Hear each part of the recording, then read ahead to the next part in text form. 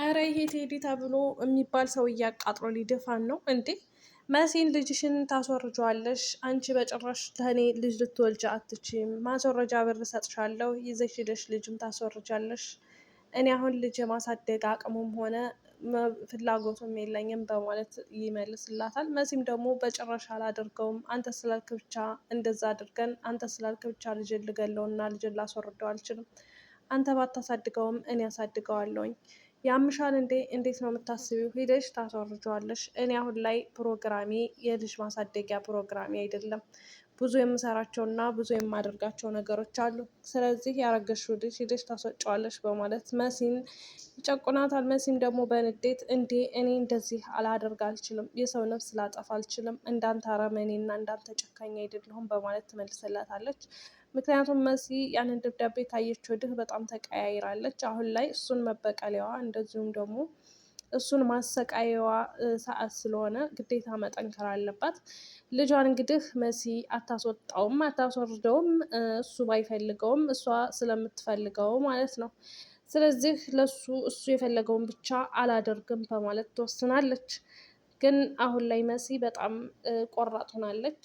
አትንካኝ እያለች እንግዲህ እሱንም ስታመናጭቀው አይታቸዋለ። በጣም ፊትሽ ገርጥቷል፣ ምን ሆነሽ ነው?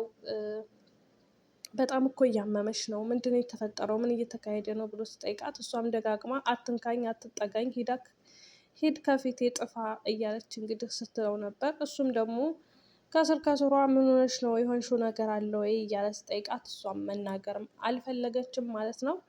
እንግዲህ ቴዲ የእሱ ጨካኝነት የእሱ አረመኔነት በሰው ላይ እያደረገ ያለው ነገር በጣም ያሳዝናል ማለት ነው። ከዛም በመቀጠል ደግሞ እንግዲህ ኤልሹ ልጁ እንደሆነች ለመሲ ሳይናገር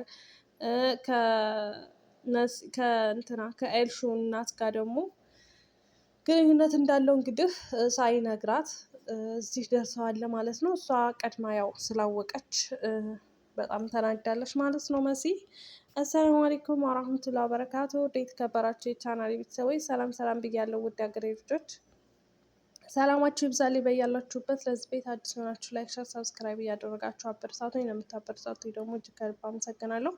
ዛሬ ይሄንን ቪዲዮ ትሰራላችሁ በስቆቃ ነው። እንግዲህ በስቆቃ ማለት ልጆች ሳሁን ካሁን ጫሁብኝ እያልኩኝ ነው። ማታ እንዳጋጣሚ ሆኖ ቪዲዮ ሰርቼ ከዛም በመቀጠል ለቀኩት ሌሊት።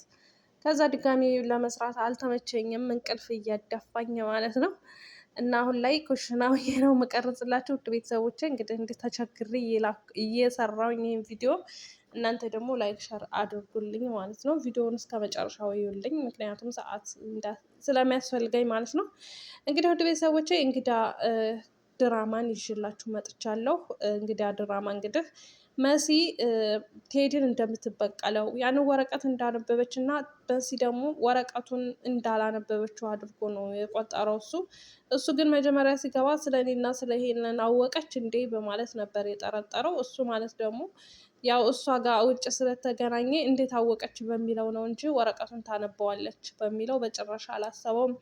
እሱም ዛሬ መሆኑና ነው ብሎ ራሱን ጠየቀና ዛሬ የማውራሽ ነገር አለ፣ የመጣሁት የምነግርሽ ትልቅ ነገር አለ።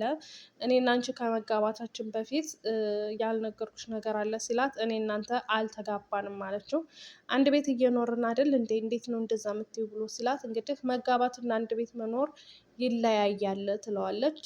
እሱም ደግሞ በጣም ይደነግጥና እሺ እኔ አንተ ካልነገርከኝ መናገር ከፈራህ እኔ ልንገርህ ትለዋለች። እሺ ንገሪ በማለት ይጠይቃታል ማለት ነው። ከዛ እሷም እንግዲህ መሲ ተረጋጊ ያለች መናገር አልፈለገችም፣ ጸጥ አለችው ማለት ነው። ኤልሹን ደውላ እናንተ ቤት እመጣለሁኝ ልጄ በማለት ስትጠይቃት እኔ ብትመጪ ባትመጪ እኔ ምን አገባኝ ታዲያ፣ የራስሽን ኑሮ ኑሪ እኔን አትጨቅጨቂ በማለት እንግዲህ ኤልሹ እናቷን እንደዛ አርጋ አውርታ ስልኳን ጆሮዋ ላይ ትዘጋባታለች። ከዛም በመቀጠል እንግዲህ እንትና የኤልሹ ጓደኛ የነበረው ጆ እሱ ይመጣና ኤልሹን እናትሽን ያ ፍቅረኛ ከምትይው ልጅና ወንድምሹ ነው እናትሽን እያሰቃዩት ነው ምናምን ብሎ ይነግራታል። እና ኤልሹም ደግሞ በጣም ታዝንና እንዴት በጭራሽ አይሆንም፣ እንዴት እንደዚህ ወንድሜ ሊያደርግ ይችላል? እውነትን ነው ጆ በማለት ስጠይቀው አዎ እውነቴን ነው ይላታል። ከዛም እንግዲህ ኤልሹ በጣም ትደነግጥና ጸጥ ትላለች ማለት ነው። የኤልሹ ጓደኛ ደግሞ እዚህ ፓርት ላይ በጣም ነው ያሳቀኝ።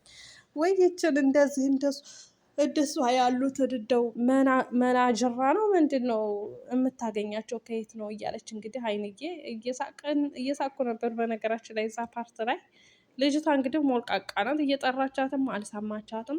እግሯን ወንበሩ ላይ ሰቅላ እነዚህን መንጃራዎች ከየት ነው የምታገኛቸው? ልክ እሷኑ የመሰሉ እያለች እንግዲህ ትናደዳለች። እርሱም ደግሞ በቃ እኔን አንቺ ስንመለስ እናወራለሁ፣ ስመለስ አወራሻለሁ ስትላት እሺ ብላ እንግዲህ ከዛ ከቤት እየተያይዘው ይሄዳሉ ማለት ነው። ኤልሹ በገዛ እጇ ጆን ልታስወስደው ነው ማለት ነው። እንደዛ ስትመናቀር እሱ እየወደዳት እሱ እያፈቀራት እንግዲህ ጓደኛዋ ትኩር ብላ መንገድ ላይ ሲገናኙ ስታየው ጆ ወዴት እየሄድክ ነው? አንቺን ለማገኘት እየሄድኩ ነው ሲላት ከዛ ጓደኛዋ ትኩር ብላ ማየት ጀመረች። ጆን እንዴ ነይ እንጂ የት ምንድን ነው የምታዩ? ነይ እንሂድ፣ ይሄ ልጅ በጣም ጥሩ ልጅ ይመስላል፣ ለምንሽ ነው ስትላት አይ ጓደኛዬ ነው ትላታለች። እንግዲህ ያው የሴት ጓደኛ ምቀኛ ይባላል። ከዛም በኋላ እንደገና ቁጥሩን ስጭኝ ትላታለች። እንዴ ምን ሊሆንሽ አለቻት።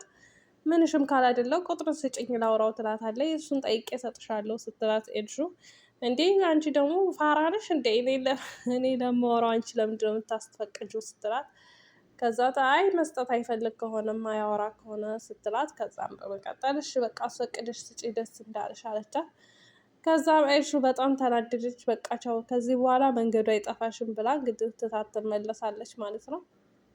እና ጓደኛዋን እንዳታስወስደው ኤልሹ ማለት ነው።